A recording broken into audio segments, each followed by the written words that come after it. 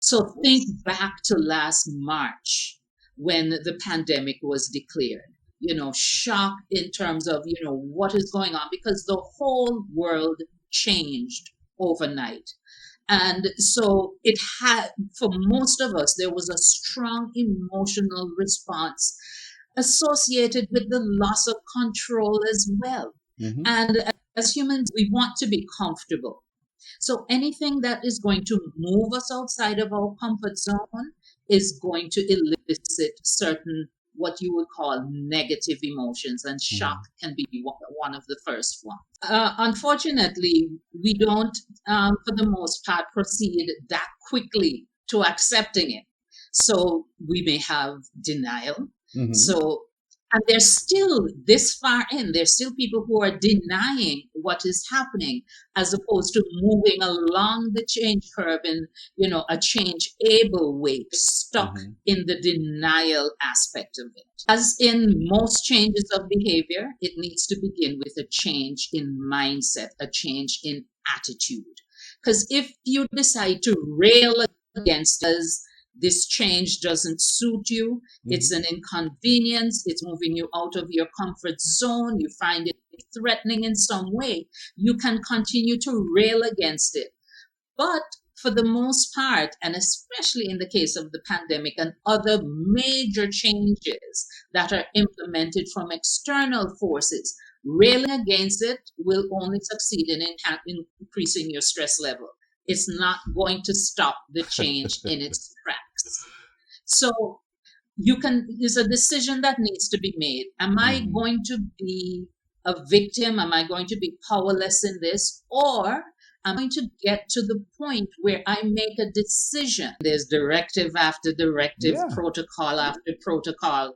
And so if you're change able or working on becoming change able, there will come a point in time when you decide, okay, listen, it looks as if this thing is happening.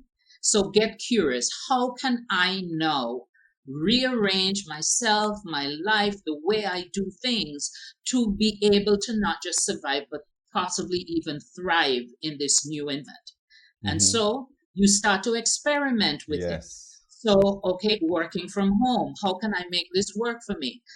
In terms of having the kids at home for school, how do I make this work for me? If you're running a business, my customers can't come to me anymore.